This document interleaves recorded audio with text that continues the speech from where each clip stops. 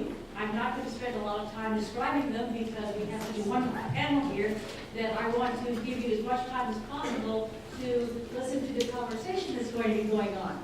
So, what I want to do first, of course, is introduce David Wagner. Right here. David.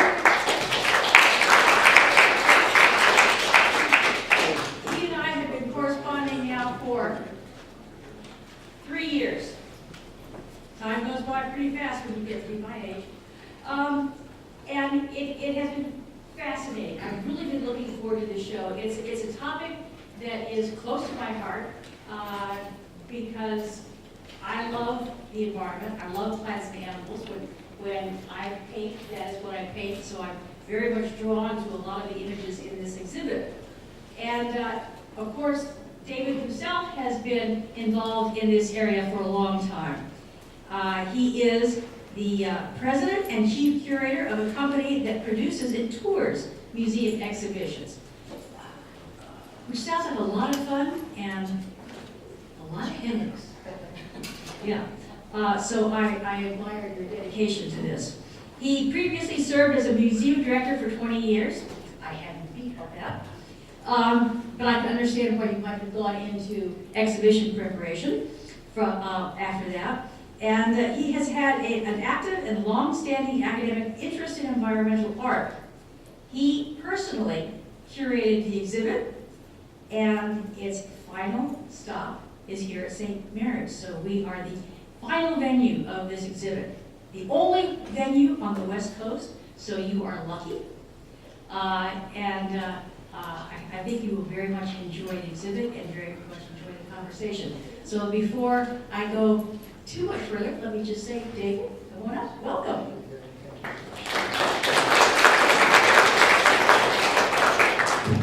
There we go. Can you hear me all right? Yes. Thanks. Well, it's an honor to be here, and thank you for including environmental impact on your itinerary of exhibitions in 2016, Carrie, and to your staff. We're very grateful to everyone, Robin, John, and all the others who made this possible. We have with us today 5 painters, a photographer, and a sculptor from throughout the nation. I really want to cut forward quickly to their thoughts so they can share their thoughts with you and make this a dialogue. The format is going to be a series of prepared questions. I've invited the artists to submit questions. I have a list from which I'll choose questions. And interestingly, we've had an array of outstanding reviews in journals, newspapers, magazines, as the exhibitions traveled from the East Coast to the West Coast. So I reached out to a number of the writers, the scholars who have written reviews, and asked them to submit questions too. So I have their questions as well as questions from the audience, and that'll be the focus of the discussion. And as we conclude that portion, toward the end, I'll allow time for you to ask any questions that you'd like to add to make this an interesting afternoon. The first question that I'd like to focus on, it comes from one of our artists, Mary Hell's-Apple, and I'll ask all artists to respond. We'll just start on the far end with Mick Mylan, and I'd like you please to introduce yourself, your name, where you're from, and then talk a little bit about, to address Mary's question. Her question is, could you please describe your thought process, your inspiration, your concept development, as to how it relates to the creation of environmental art pieces such as those as you have in the exhibition. So take us sort of as a walkthrough from concept to finish briefly, and give us an insight into what your working methodology is. So Mick, I'll start with you on the far end, and then we'll just cut across the table. Okay, can you hear me? Is it working? Working now? No. How's it working? Yeah. Okay, gotcha. I have 2 lives. I'm a full-time commercial farmer. I grow corn and soybeans. And when I left graduate school, I went to undergraduate school in agriculture. And I switched my career halfway through to art. And when I turned, I was asked to teach at the college level, and I chose to go home to the farm. because I felt I could work half the year on the farm and half the year I could work on my artwork. And as you know, making art, it's a little tough to make a living sometimes, making art. And as a matter of fact, it's a struggle. But when I turned 50, I decided I was going to make work about my life as a farmer. And I planted my first genetically modified seed when I was 50. And so my work focuses entirely on the genetic modification, evolution, and modification. As human beings, we as a part of this biological world, we have a very large footprint, as we all know, and this whole museum, or this whole show, at the museum represents. So we're going to have a couple more billion people in a year 2050. So we have the technology to genetically modify plants and animals. What are we going to do with it? So knowing David and the show that came up, he asked me to be a part of this show. So I won't get into the pros and cons of it because that can go either way. And so I work half the year on the farm and half the year in my studio. Did that answer any of the questions that you asked me? We'll take it, Mick. That's a good start. Okay. Thanks. I'll move on to Mary. Mary, it's yours. Okay. Can you hear me? Yes. Okay. My name is Mary Hellsappel. I am a watercolor artist, and my inspiration for my work sort of evolved being raised during the baby boom generation of after World War II, during the time of the Vietnam War, Korea, and all the craziness that goes on and was going on in the world at that time. I was in my 20s and 30s. I have a Bachelor of Fine Arts from San Francisco State, and I was also a life science major as well. So I studied a lot of biology, a lot of botany, and at the time it was of growing up as an artist, living in San Francisco, trying to break into the art market. I kept asking myself some personal questions about not only my personal goals, but also my career goals. And the burning question for me was always, how do humans relate to nature? And so my artwork began to be very narrative, illustrative to some point, and the reason for that is that I was not only questioning my own career and philosophy about who I was, but also how I fit into the environment, into nature. Many years later, I had the opportunity to also, as Mick was saying, it's hard to make make a living and pay a mortgage on just your artwork. So I met an individual who shared my philosophy about being responsible for the footprint that we have on the earth.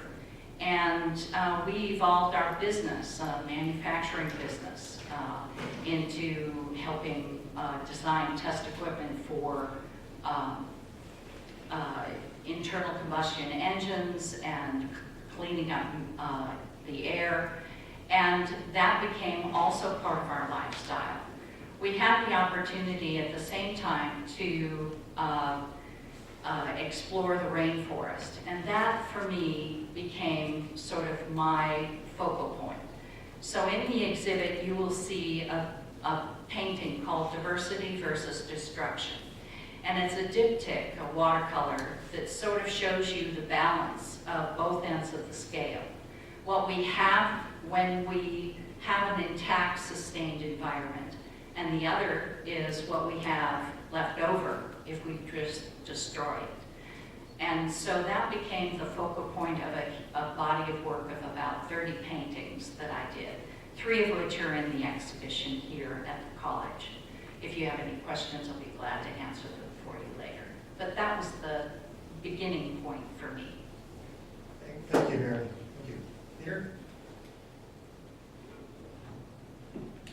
Hi, my name is Peter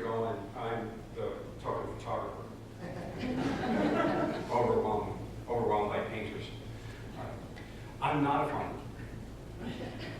But my family used to own a farm in Iowa, corn and soybean. So it's interesting that you say that. This is something I don't normally talk about. We lost the farm just because of the economy and situation. Fantastic soil. Out of that came this ethic that we are of the earth. And that's been a belief system of mine for a very long time, that we are of the earth. We belong to the earth. And if you're a farmer, you understand that concept. I'm also a father, and my eldest daughter, when she was, I think, 3 years old, asked me this question. She said, "Daddy, what have you done to make the world a better place?" 3 years old.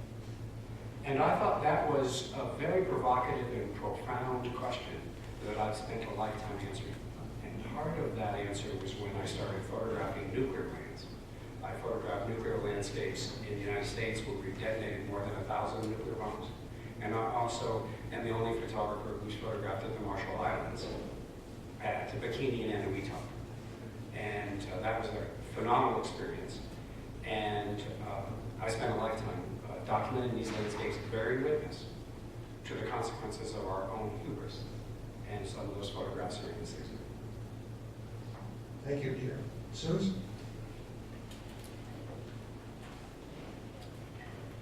This one's working.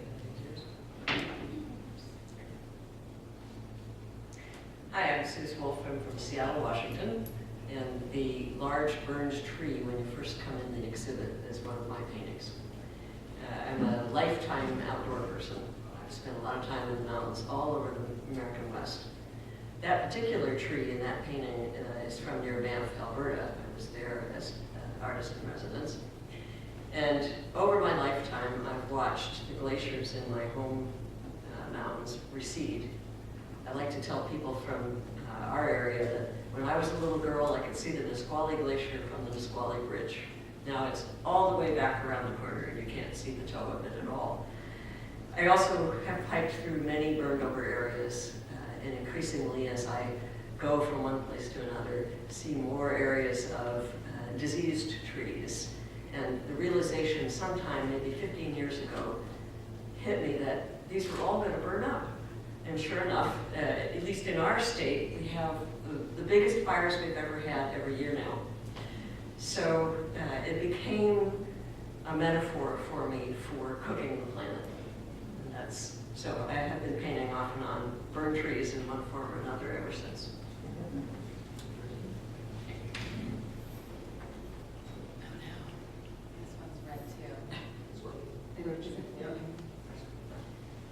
My name is Bert, and I am a painter, primarily in oil, acrylic, and mixed media.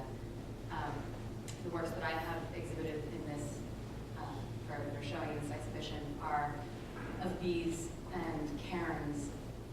Cairns are an ancient way of marking a path, and the question title of the first painting is really, is this where we are? And the inspiration for that, of the dialogue that was present in my life at the time, was becoming more and more aware of what was happening with colony collapse disorder and bees dying, which just felt to me as a parent, and considering both the ways that the natural environment has been so powerful in my own life, as well as looking at the next generation and where we're going, and the ways that we mark that path, the ways that we look forward to the future, what do we teach, what do we leave behind. And the bees at the time, at that point in my life, felt just very compelling, but iconic in some way too. Compelling in the canary way, the canary in the mine. That potentially, this is a big indicator that we should pay attention to. In that pollination is such a critical part of how we feed ourselves and nourish ourselves. But then the fact that they're bees and they produce this luscious honey that will last for an eternity, it doesn't spoil or go bad, and it has in its essence sort of the perfect nature to it. And that pollination process is essential for growing food. And so it just felt to me like it was both beautiful and sweet, as well as held this essence of tragedy or question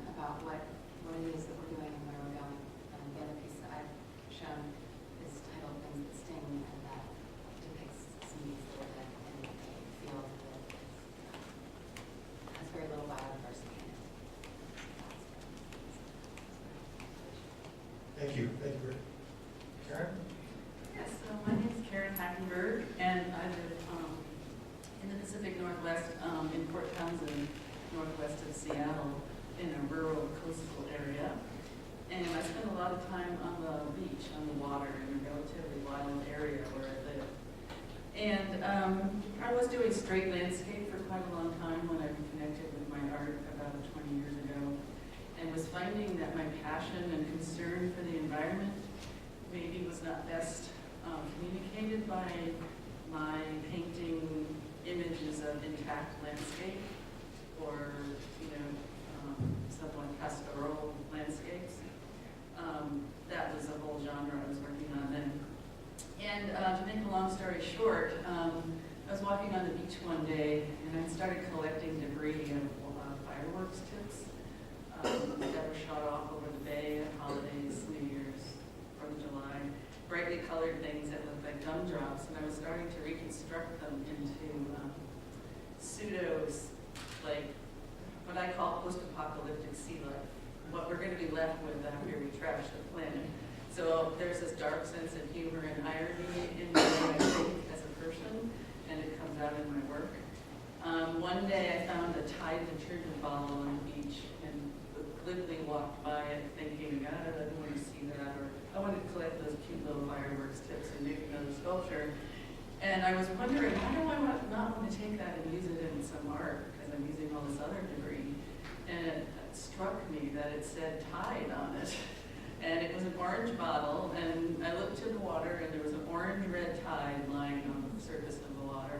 So I just sort of impudently propped it up in the sand and I started a series, starting with that bottle, documenting commercial products of all sorts, toys, packaging that says I'm organic, which is a plastic yogurt container on the sand, all sorts of layers, and then also stacking them to make totemic images, creating narratives. It's been going on and on and on.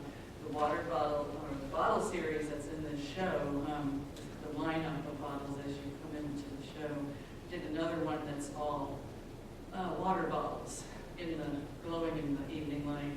This one's called Shades of Green, Amphora, circa 2012, because I'm kind of making a play on what we're going to find in museums in the future. I researched what a museum tag contained, made up my own little museum collection of KLH, and as if it just had floated in from a museum in the future, what we're going to be left with as our legacy.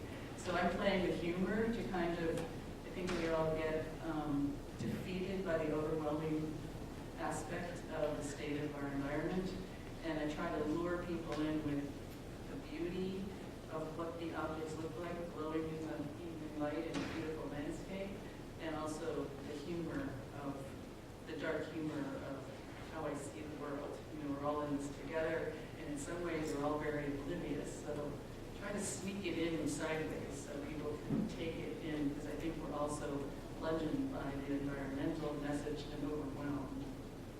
So thank you. My name is Chester Arnold. I live in Sonoma. And I'm a product of a kind of a diverse background in that I grew up in Europe in the 1950s and 60s, close to the ruins of European cities, and with a father who was a kind of philosopher guide through life, and took me to places at a very early age and pointed out what I was actually looking at, which was the destruction of civilization. It happened only 20 years before.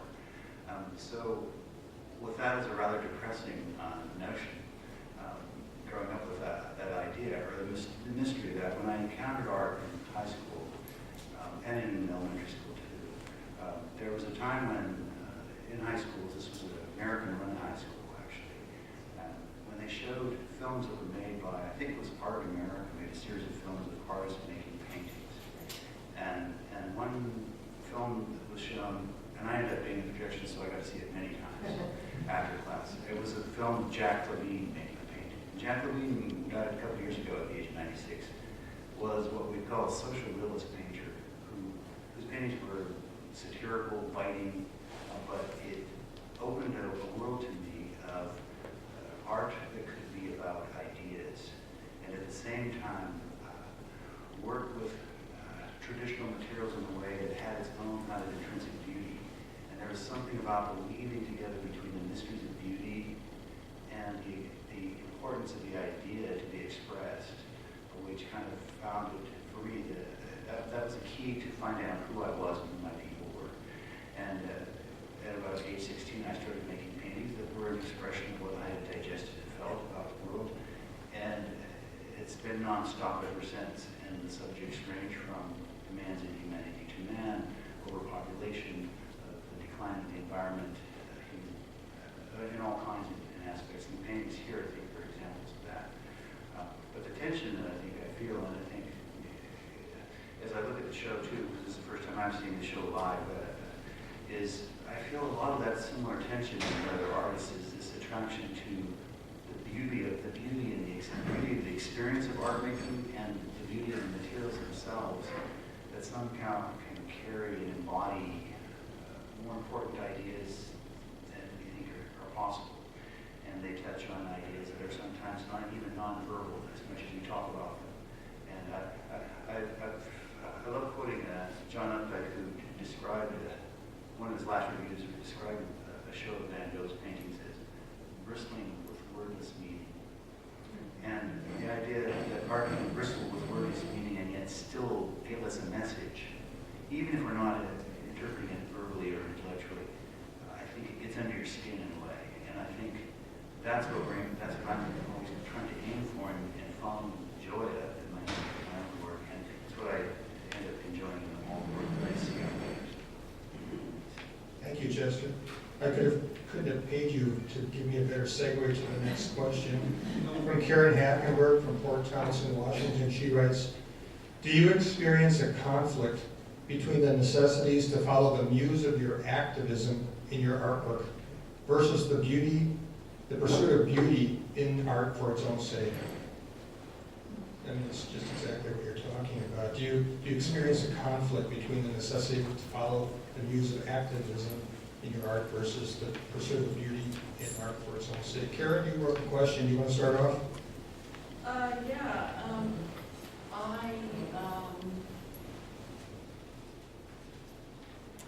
don't experience, I feel that when I just launched into the current work that I'm doing, it was initially called Watershed, but it's morphing into other kind of works, that somehow I had found my voice, but it can get, I did find my voice. For me, it's a perfect marriage between my personality, which is sort of brooding and dark and quite humorous at the same time, and also the fact that I really felt like I needed to be experiencing and communicating meaning in the activities that I do in my life. It wasn't enough for me to paint images for beauty's sake, and that was just a personal choice. So, but there are times when I feel like I walk into a tenuous line, because the art world sometimes appreciates art with meaning and sometimes finds it a little bit scary and edgy. They don't necessarily, especially in gallery sales. So, I feel like it takes a little bit of guts and courage to kind of take that path, but it's like a calling for me. So it's the right thing, but sometimes it can be challenging to kind of not, to tread that line back and forth between art world and activism, And I, in some ways, don't even actually think of myself as an activist. It's just sort of a natural thing for me. But people tend to want to put me in more of an activist role than I want to take. I think my best skill is communicating through visuals, and that's the best way I know how. And I don't necessarily want to take it further in activism, although I do partner with environmental learning centers working with kids, or different science groups like the American Association for the Advancement of Science, and in group shows like Environmental Impact. In some ways, my work is social commentary beyond environmentalism, like observing how we are as people by the products that end up on our beach. So I think it's a fine Does anyone want to pick up on that? No? No, Mary?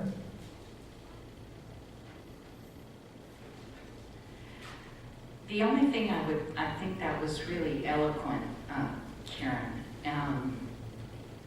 The only thing I would like to add is, as an artist, sometimes it can be really irritating to walk that line of between your personal vision of how you see the world and sort of the expectations that you have to cope with or deal with in order to survive in your own environment of the world. And so it is a conflict, and it is irritating to constantly be running into your own conscience sometimes. So that's the only thing that I would add. That's a nice expression. Mick? Yeah, I very much feel that all the time, because my farmer friends look at the large pieces of corn I make and they, one of those. And on the other hand, I look, when I present the work in a museum like this, they don't get it either. I'm sorry. But I am in a constant go back and forth, and I just keep making this stuff. And the reason I call it stuff, because really as an artist, it's what we do, is we just make stuff, and it just comes out in kind of sometimes very strange ways. So I'll let it go at that. We don't always have a lot of control over what we do. At least I like it to feel that way. So I make the work so that people can make their own conclusions. I have my own personal views on it, but I shouldn't go there, I don't think. Okay. Peter? There's been a change that's been happening in the evolution of contemporary art, in that there's a perception, if we think of postmodernism, and I'm not going to get too professorial because it's not time for the map just yet, but when you think about what's happening in terms of the role of the artist in society, there's a movement to where we are beginning to embrace the artist as having a legitimate voice, and that what the artist produces is not non-essential, it is essential. And so in that process, in that combination, the artist is important to our society, is integrated in our society, and should have a voice in our society. And that voice is within all of us, not just those of us here. And that voice needs to be included and respected, and particularly amongst our children, because they are innately creative. They innately have those voices, and we somehow take it out of them in our K-12 educational system. And so I think what is really beginning to happen is the artist is integrated in expressing her or his opinion about matters that affect us all. That's a very interesting evolution in contemporary society. Red?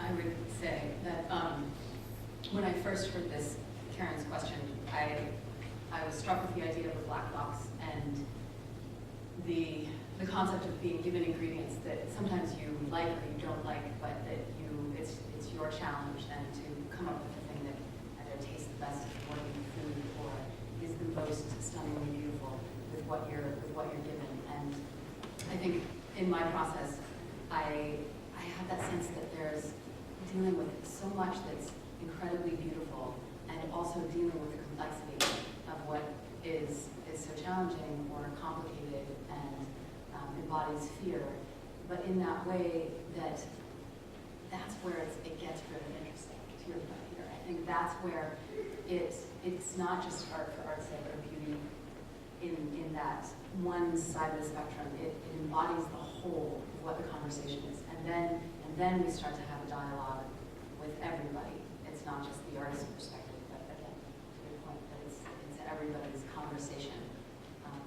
And as I was listening to Chester and your point about language, the fine art piece or the art piece that visually I think is so powerful and so stunning to me is that it crosses all the boundaries of language or age or nationality or religion, that everybody is struck in some way on a visceral level by looking at something.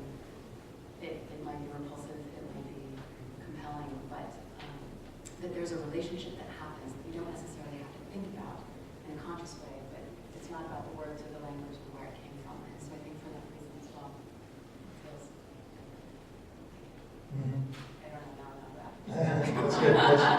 Thanks, That's Mary. my dog. Good, good. Let me move on to the next question. Marty Stupick from Albuquerque is a photographer. He couldn't be here, but he submitted a couple of questions. This is one of his. In a world where super PACs and the super rich determine the economic, political, and ecological fate of the nation's 300 million citizens, does the artist influence culture's trajectory or just eloquently anticipate or record it? Do artists or art much matter? Anyone? Chester? I recall having, when I went back to school in my mid-30s to get a degree so that I could do something besides odd jobs, possibly teach, which was an unknown, but became my second career in the last 25 years. But one of the ideas that was bandied around in graduate school was, how can the artist not be co-opted by the collector?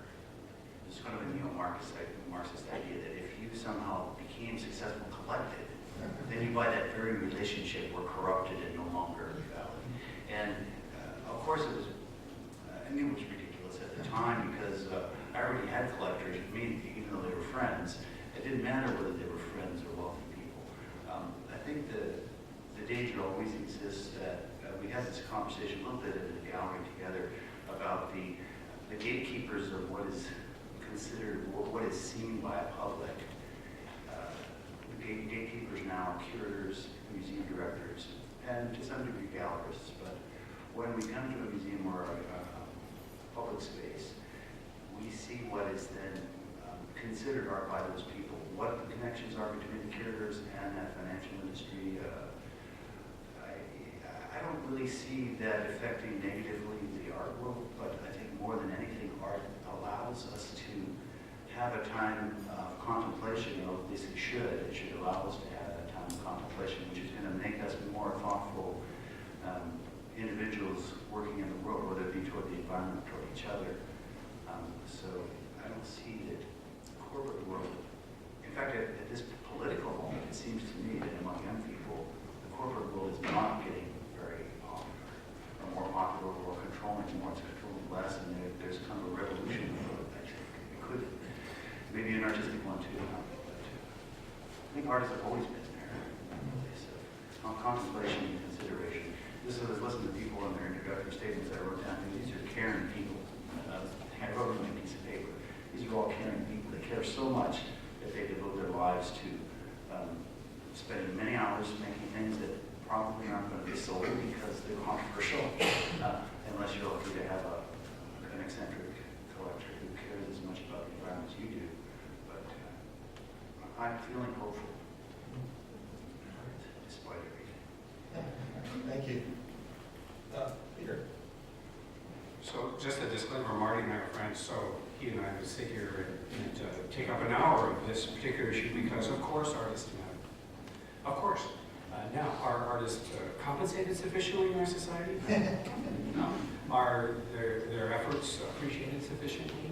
No. Are what artists contribute valued sufficiently? Of course not. But that's not what we're really talking about. We're talking about, does art matter? Of course it matters. Now, I say, does it matter economically?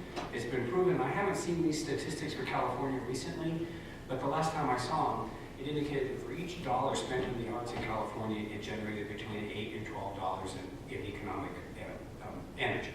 For each dollar California spent on military-industrial complex, it generated 1.5 cents, $1.05 of economic activity. So there's a relative terms. Now it's old. It's an old statistical measure, but it's still going to be somewhat the same. Do arts matter? When your house is burning, what are the things you take? You take, oftentimes, you'll hear people say, first thing they take is their art off their walls, their family photographs, the things that their kids made, whatever, the artist within them. So art of course matters. Does it matter when we need to be restored? We'll listen to some music. We'll go be energized by the works of art on the museum walls. More people visit museums than visit sporting events in the entire world.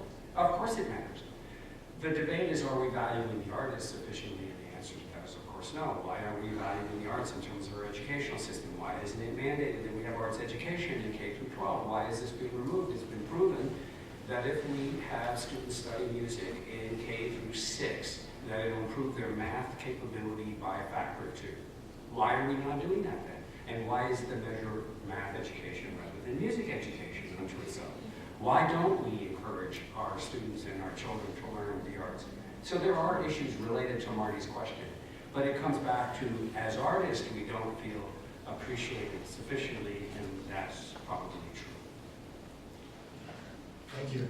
Yes, Susan? So one question that makes me very uncomfortable, and that's why I'm going to bring it up, is does art modify behavior? Does any of the work that we do make people change the way they do something? I don't know the answer. I'm not sure about that. The one thing that I think I can say is that I've gotten people to pay attention to burn trees. I have had people tell me that they see the results of the fires around them differently than before they'd seen my paintings. In some cases, because of the beauty, it's a matter of solace for them, which surprised me a great deal. That was not the result I was after or what I expected. So I'm not sure if the work that we do does change whether people decide to walk or drive or buy a gas guzzler or any of the ways they might modify their behavior in favor of more environmentally sound activities. But at least I can shine a spotlight on something that concerns me. I have a provocative question for Mick Mile at the end, which might be contrary to many here. Let me see if I can read through it. It's a long one. Many artworks in environmental impact position humanity in a negative way by showing the negative impact of human activity on nature. Yet nature itself can be brutal, while humans have the capacity of repairing or correcting negative environmental impact. Why do you think it is common for environmental artists, either explicitly or implicitly, to romanticize nature at the expense of portraying humans or human enterprise in a negative light? This seems hypocritical. While there are many critics of industrial-scale agriculture, for example, few would want to go back to the days before modern agriculture. Nick? Nice job. Is that a question? It's a paraphrase of our phone conversation. Well, I'm a part of agriculture, and when I was a little kid, I remember helping my grandfather grind corn by hand through a hand grinder. And that was before selective hybrids came into use. And the yields were, I don't know, 50 bushel, 40 bushel. Today, with all the technology we have in the machines, GPS, our cost per unit is phenomenal, how cheap we've been able to produce a crop. So at the cost of, we have, my whole feeling about growing corn, for example, I could go on to anyone, let's use corn, that's the stuff that I'm making. We have to get a more direct route to get the calories directly to the mouth. We have this big chunk of livestock and lots of other things that we can't get the calories to people that need it. It's a political issue, it's an economic issue. I mean, every country is very different. I just got back from Central America, and we have these, you still have the family dividing the 2 acres he has, and the only acres he has is further up the mountain, and it's still burning. And not only do they burn the trees off, but after they grow a corn crop, they burn the trash off. And because they can't get rid of it. So we're reaching a place kind of in humanity where we have to somehow be better at what we do. And commercial farming is extremely efficient. 50, 60 years ago, or 150 years ago, it was 60% of us were farmers. It's less than 1% today. So we're efficient. Getting back to the question of biodiversity and losing it, we have lost a lot. But in the commercial world, we're doing our best. We do a better job of tillage. We have less runoff. We're doing a better job of applying nitrogen, phosphate, and potash. Those are finite items. We have to do better. Genetic modification may or may not take us there, but it's science. We got a problem with too many people on this planet. I think we all know it, but we don't really deal with it anyway. And, but with that in mind going forward, I don't want to go back to milking cows by hand. It's not going to work. It's not going to happen. I got 8,000 cow dairy next to me. It's the most efficient run machine I've ever seen in my life. And that may come as a surprise to a lot of foodies, but I grow my own garden. I think all of this collectively is going to keep us going forward. We can't go back. We have an idea, the idea that it was so romantic 10 years ago, 100 years ago. It wasn't. 200 years ago, it was tough. I mean, we died much younger. So that's kind of where I'm coming from with all that. We have to look forward and not back. I mean, we can't make the mistakes that we've made. And yeah, you know, corporate America can be brutal, but it is a part of capitalism. We have to change the capitalist thought process. But we have all these other countries, third world countries, it's a much greater issue for them even to have water. So, anyway, let's go with that. I mean, it's such a broad spectrum, and there's so many layers. So, but it wasn't always so pretty behind us. So. Good. Mary? I don't think it's going to get any prettier either. The one thing I wanted to say is I think the conversation we need to have for humanity is a much greater conversation about what's humanity's role in making the earth sustainable, because I think on many levels, whether it's agriculture, whether it's air, whether it's water, overfishing, I mean, you know, we're talking about the nuts and bolts of all the mechanics of the planet that are kind of struggling, ebbing and flowing. And I think that as humanity needs to think on a higher level.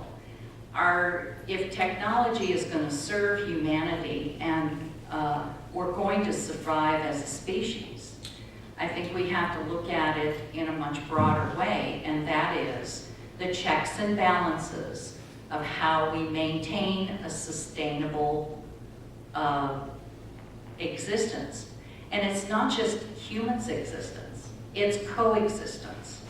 Because the path we're on now is we are choosing humans over certain wildlife species, certain ecosystems. And so the discussion needs to be at a much higher level, that we need to include the environment in every equation that humanity has their fingers in. And I think that we have the technology, we have the intelligence, we have the gadgets. They can all serve a higher purpose. And the higher purpose is to coexist with our resources on the planet, not to pillage and plunder them. And so I think that's the discussion for environment that we need to have. Anyone else, Brett? I question, or it comes to my mind that the artist's role in this dialogue is as conscience, as a way to bring in that which is incredibly compelling. We're interested in the technology. It is, without a doubt, has made our lives better and in so many ways more sustainable for us as individuals, as humans, to live longer. But I think the artist's role is not as condemner or as authority. I question for my own work often what stance do I hold? I'm not the person doing the research. I don't know. I'm not out in the field per se, day in and day collecting the research. But what I do feel gets to be my voice is that emotionally compelling relationship, and to bring that part of the conversation to the table, which I think is where the balance comes from, and why the artist's work is relevant, is to make sure that those parts of the conversation are represented, as well as the efficiencies, the technologies, the advancements that we can make, that there's a wholeness of the consciousness that's being represented. This question comes from Michael Tobias and Jane Gray Morrison, President and Executive Vice President of the Dancing Star Foundation. They wrote the exhibition essay, which is a handout in the exhibition. And along with these questions, by the way, are all posted online on the exhibition webpage, which is accessible through the exhibition, through the St. Mary's College Museum of Art. So if you go there, you can access all the questions we're discussing today, as well as this essay. Here's their question. Jane and I tend to believe that art and our ability to celebrate nature may be key to our survival as a species, but the ecological trenches are getting deeper by the minute. With the absolute avalanche of environmental crises solely unleashed by Homo sapiens, what do you feel is more meaningful to our species, beauty or fear? Here. It's a classic question of the sublime. The sublime is a 19th century concept developed in the work of Bert and many others dealing with the combination of awe and terror. It's a traditional definition of beauty. It's the sublime, particularly in the American West. So if we look at the negotiation of the sublime, that combination of awe and terror, there we find beauty. So they're merged together in our expression. That's a slick answer. Chester. I can say from my own, I think many of my own in the images that I make come from a position of fear. Fear that's a result of the contemplation or an observation because of the kind of things that I focus on. And in making something constructed out of that fear to, wouldn't call it illustrated, but to wrestle with it in the form of a painting or a subject which might emerge literally out of a skeletal composition, but ends up expressing itself in the end as something that is a fearful, what I maybe call it a fearful beauty. And then there have been essays I've had people write about the aspect of how I'm reinterpreting the 19th century because I've done devastated landscapes, as many of us on the panel have. But I really feel it's a form of redemption in a way, to make beautiful things out of fear and beautiful things out of threat. It gives us a chance to see them in a new way and contemplate them in a new way. And in the end, I think it's always better to contribute something, at least give people the opportunity to engage in that fashion, rather than not at all just sit back and watch the battle transpire. Thank you. Yes, Karen. I just have a few comments. I don't really see it as a polemic, or I think any image that an artist makes contains all sorts of opposing ideas. It doesn't have to be one or the other. And I think often when an artist sets out to make a work, I know for myself, I'm following sheer intuition. There's something going on, I'm responding to something I see happening in the environment that seems to reflect something in the collective. I go up here, often my ideas seem to come from out of the atmosphere. And it isn't until I actually make the painting that I know what it is I'm trying to say. It starts to reveal itself by what I draw out in each painting. And I think it's always a combination. I think that if I had to choose between beauty and fear, I would say for me it's sort of more of a pursuit of the poignancy, maybe that awe that was spoken about. And instead of fear, I think they're related, but my feeling is a sense of loss and grief. It's a way to process my grief about situations that I feel are out of control, that I don't have control over. But I also feel that I have a duty to myself and the fortunate life I lead to participate in at least describing the feelings that we're all having. And in some ways, the word elegy came to mind. It's like sort of an elegy to the losses we're sustaining, that are increasing. Ironically, I have a lot of humor in my work. So I'm trying to subvert that depressive quality that we often find when we talk about the state of the world by being able to laugh at myself and the human species. I mentioned that earlier. So, it doesn't have to be one or the other. I think it's all of the above. Thanks, Karen. I have time for 2 more questions that I'm going to ask, and I'm going to open it up to you. This comes from Robert Chianese, Professor Emeritus at California State University, Northridge, past president of the Academy for Advancement of Science Pacific Division, who wrote a major review of environmental impact for American Scientist magazine. Here's his question.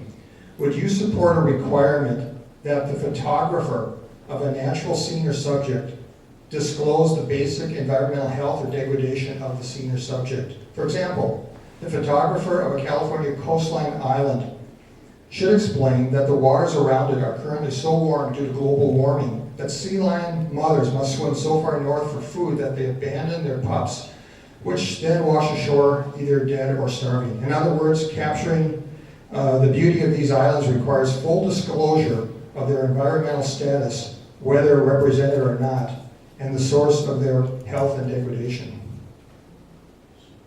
Anyone? Come on, As a photography question. I will if Exxon does first.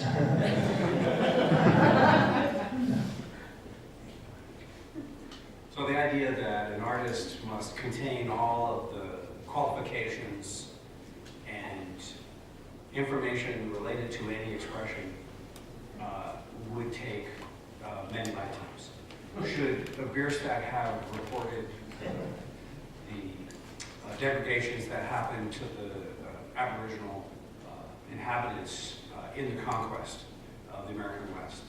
Should Ansel Adams have been taken to task because he was photographing, as Cartier-Bresson said, rocks, trees, and moss when the country and the world was at war? Should every artist who pursued beauty have to take responsibility for the crimes against humanity that are associated with it? It's an unfair burden when in fact the representation of beauty or the expression of finding something beautiful in a scene is oftentimes the hope that we need to sustain the solution to resolve the problems that that site represents. If we look at a place like the Faroe Islands, if we look at a place where we see that there are many environmental consequences of mismanagement, perhaps it's the artist's voice who lends the optimism to provide us those solutions rather than to sacrifice those zones, as which, by the way, Ronald Reagan, our governor and president, said we should have sacrifice zones. Maybe it's the artist's responsibility to say, no, there's something beautiful and worth saving in these sites. So I think that we focus more on that than the responsibility to open up the whole narrative. It's for us to discover that market. The writers, as that question almost answers the question in a way, it's the writer's responsibility to write about the art and apply those details as needed. Can I say one thing? Because it touches on a subject which I had introduced at another talk that I was involved in, and that was this idea that I characterized art as a kind of disorganized religion, because it has a lot of the attributes of religion, with the exception of a higher being. But a lot of the intuition that we describe that leads us to our subject, leads us to the revelations that we have, and even the revelations themselves, as they are described in theology, are so similar to artistic experiences. I think if we answer questions from that perspective, it frees us of a lot of the burden of explanation. This is a religious experience. Or spiritual experience. Definitely spiritual. I think the notion of full disclosure is an odd one for a visual medium. It is almost full disclosure no matter what you're representing or not representing. Even if it's abstract, it's fully disclosed. And I'm sorry, lost the thread I was going for.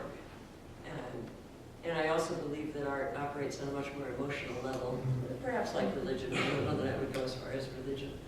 But I expect to connect with people, with viewers, with an audience on a very different level than a legal one. Well, the last question is a pragmatic question on you with money, I suppose, from Todd Wilkinson. He actually wrote 2 books that he made that came out recently, Grizzlies of Pilgrim Creek, An Intimate Portrait of 399, the most famous bear of Greater Yellowstone, and Last Stand Ted Turner's quest to save a troubled planet. He wrote a major review of this exhibition in Sculpture Review magazine of the National Sculpture Society in New York City. Here's his question. A major complaint of traditional nature art is that it's becoming boring and anodyne. Many artists I know fear that in these politically derisive times, bringing an edge to their work will result in retaliation from the marketplace. For example, the Western and wildlife art markets in the U.S. have been heavily influenced by collectors who have made their money in the fossil fuel industry. As oil and gas prices have fallen, the art markets, many art markets, have dried up. All of you have the courage and conviction to make a statement. How do you do that and still make a living? Have any of you experienced a backlash? Anyone? I've been astonished by the number of people who want a burned tree over their couch. I wouldn't have thought I'd have sold any of them. So I've been very surprised. Peter? I was asked to submit work for a large collection at a hospital in Greenwood. And when they looked at the work, they rejected it because they said that we don't do content. I think that may be a compliment, isn't it? The actual reward, but it was a form of a compliment.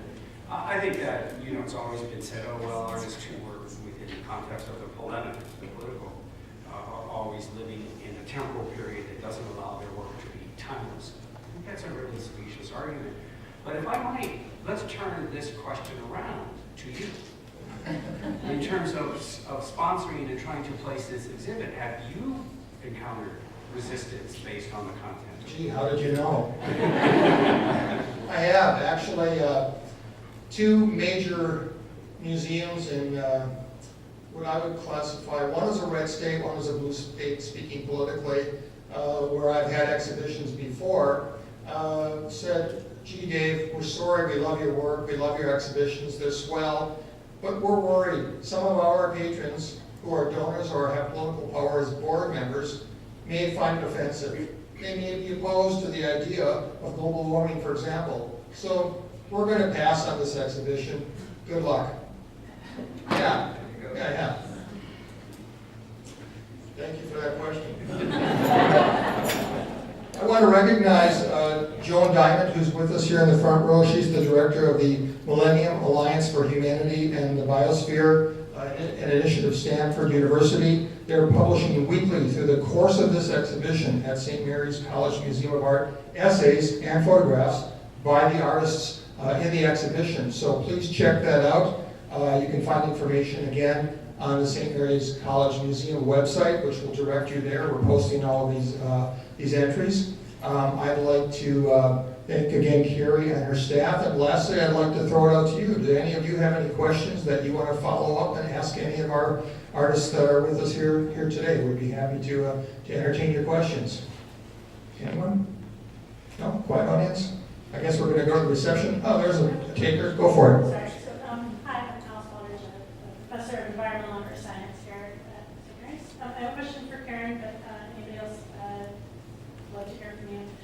Karen, you mentioned work that you do with school children, and somebody else, I think it was Peter, maybe was mentioning the importance of working with children and getting them to sort of see these viewpoints. And I'm wondering if maybe you could speak to specific activities or how you've actually involved school-age children in your work and what you do for that. I've been fortunate enough to be invited to be an artist in residence at Islandwood. It's an environmental education center on Bainbridge Island near where I live. And it's a two-pronged education facility where school children around age 11 to 12 come from various schools in the greater Seattle area. Some of them are subsidized if they don't have the budget to provide this experience, but they come and they live in the woods and study everything from biology to art activities. They also have a graduate program in environmental education, so there's a nice marriage between the graduate program and those students working with the school-age students. So they often have artists in residence that come in and teach actual classes with the kids. But they started a new program that I piloted where you come as, they call it a passive residency. So you just get to come and work there for a week, and the students come and get to see how an artist works, like what the lifestyle or what the pursuits of an artist are, how they go about their day. And because of the theme of my work, then they also get to engage in the concepts in my work. They collect beach trash over the months before I come, and then I get to make a painting incorporating their beach trash. So I've done that several times. I'm going to do it again. That's my major focus. It's a really wonderful combination. I also I've done some installation sculptures, and I'm heading a group of 3 people in a team. We're making a project called Welcome to the Plastosphere, and we're taking all sorts of beverage bottles, like plastic water bottles, and we're stringing them up to look like sea life, undersea life, very ethereal, underwater. They look very synthetic but beautiful. So once again, there's that seduce them with the beauty, but then they got to go, wow, that's a lot of water bottles. But just interacting with kids who come to that, we get to have them make one of our little creatures, and then we get to have the discussion about not buying bottled water, just sort of slip it in the fun and the creativity of it. So those are ways that I've been working on it. Peter? So I have a quick little story that you'll see why it's relevant is when my oldest daughter was in school, she did a drawing where she was given a clown graphic and she was supposed to color it. And she colored it and it was all over the place and she didn't follow the lines, she just made marks all over the place. I thought it was quite spectacular. And she got an F. Oh, she's in like second grade. I mean, how do you give an F in second grade? So I went to the teacher and I asked for a conference and I said, it says in the instructions, color the clown. And why did you give an F? And she said, because your child didn't draw in between the lines. And I said, the instructions didn't say draw in between the lines. And the teacher said, what do you do? Well, I happen to be Professor Bert. And she said, oh. Well, change that. Change the rule. And she said, how can I do better? I said, make an assignment where everybody draws outside the lines. Okay. Which she did, and the kids had a blast with it. Okay, so that story in your mind. I had an exhibit of a larger body of work dealing with nuclear landscapes, of which the Trinity site panoramas in this exhibit. And I'm not sure, but I believe it was at the Baltimore Museum of Art, where they have a big collection of students who come in. And they called me up and they said, what can we do? And I said, I want the students to come in and do a drawing. This is, it's 6th grade or 1st through 6th, it was in that range. I want them all to do drawings, but I want them to be told to not draw between the lines. The drawings were outrageous. They did a separate exhibit of the kids' drawings because they were expressive, they were all over. Children express through drawing much better than they do through words. And they had families, and they had whole narratives, and it was spectacular. Engaging children by responding visually to museum exhibits and to the issues of their time is one of the ways to build in a respect for the children's point of view. Other questions? No. Anyone else? I'd like to thank you all, our 7 panelists. A round of applause, please.